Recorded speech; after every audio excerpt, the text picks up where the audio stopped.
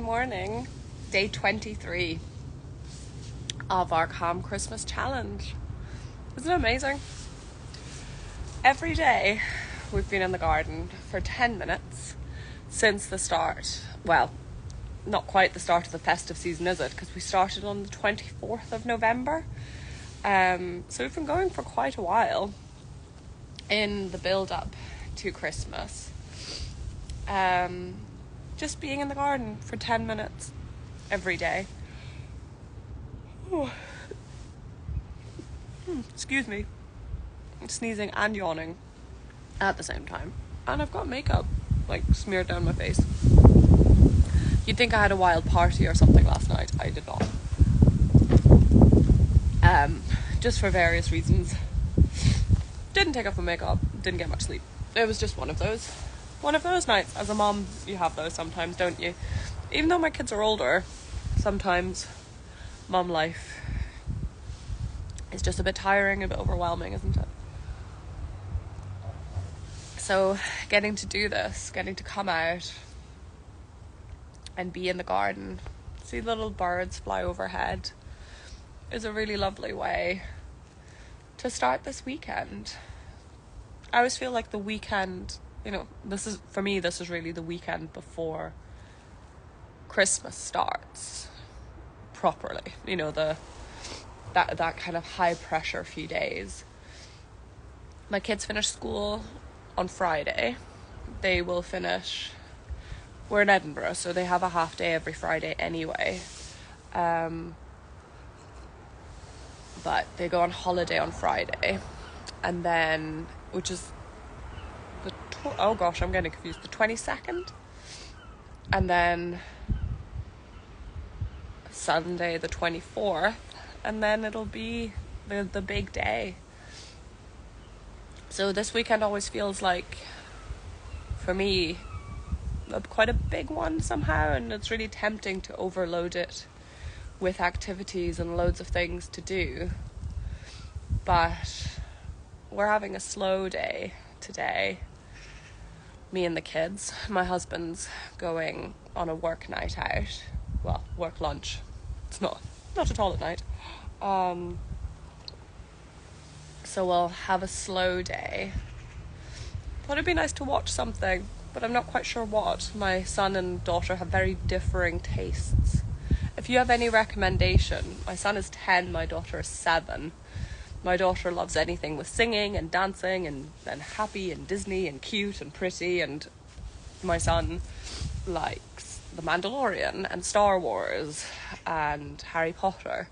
So there isn't an awful lot of overlap, especially because my daughter gets scared quite easily. But if you have any recommendations, tell me in the comments. I would love to know what we should watch. I suppose we could watch some Christmas movies. We haven't really watched any of those yet this year.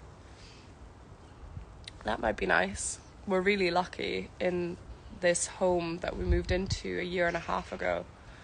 Not only do we have a garden, which, I've just become obsessed with, and made my career, we also have a fire. So I just love it when we just get to sit and hug up in front of it. And of course, tonight is the Strictly final, which my kids are very excited about. We've really loved that little tradition of watching Strictly together every Saturday night in the run-up to Christmas.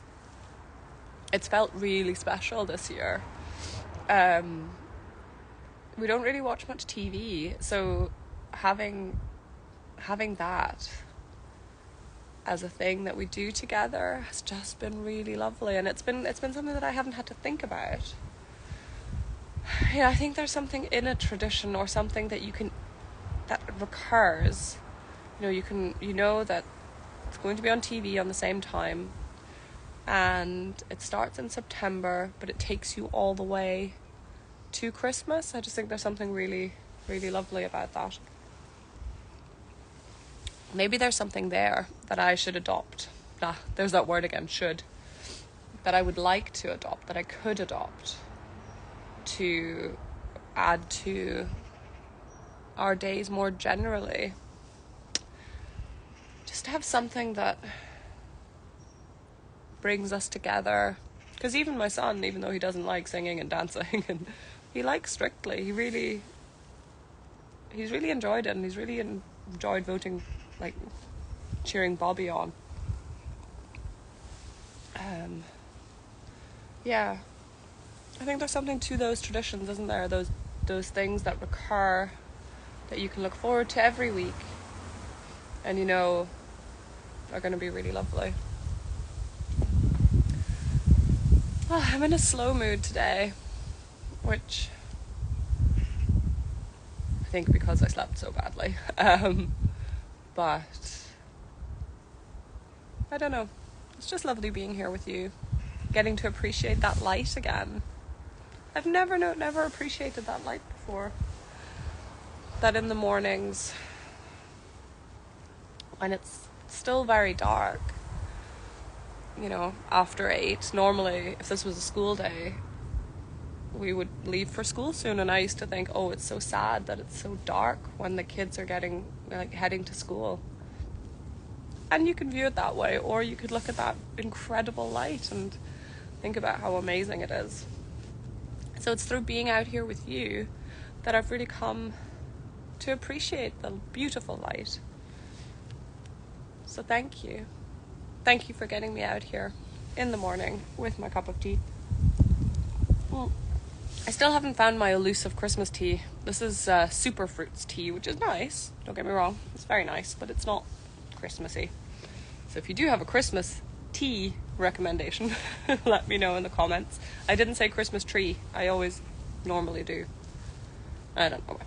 I guess it's probably my brain has said Christmas tree thousands of times, but it's not said Christmas tea all that often.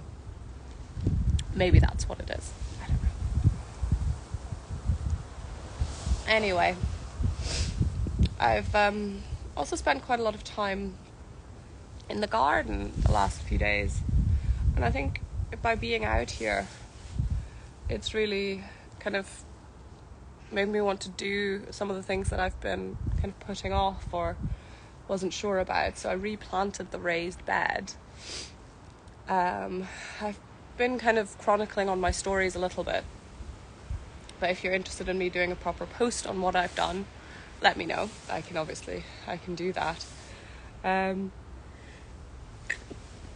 Excuse me, but there's something so lovely about just being in the garden and then building on that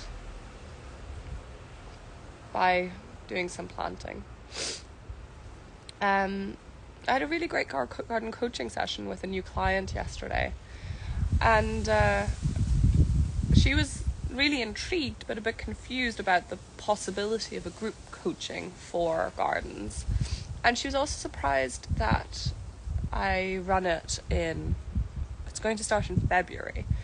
And she was asking me why that is, and she thought that actually there isn't much to do in the garden at that time.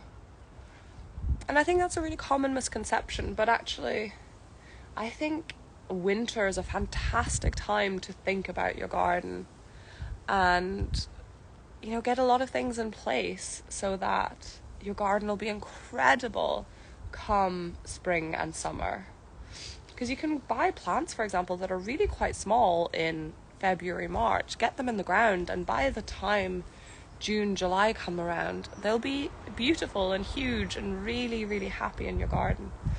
So it seems like a strange time to do it, but I think it's going to be fun. You know, January, February can be such a depressing time, but to have something that you're working together with other people to achieve, to create beauty in your garden, I think it could be really joyful. That's my thinking anyway. Yeah. Sorry, I'm in a funny mood today. I'm in a contemplative mood. Yeah. I suppose I should let you go. I hope you have a lovely, lovely day. And I'll see you tomorrow at 8:10 here on this Instagram channel, The Joyful Garden. See you then. Bye.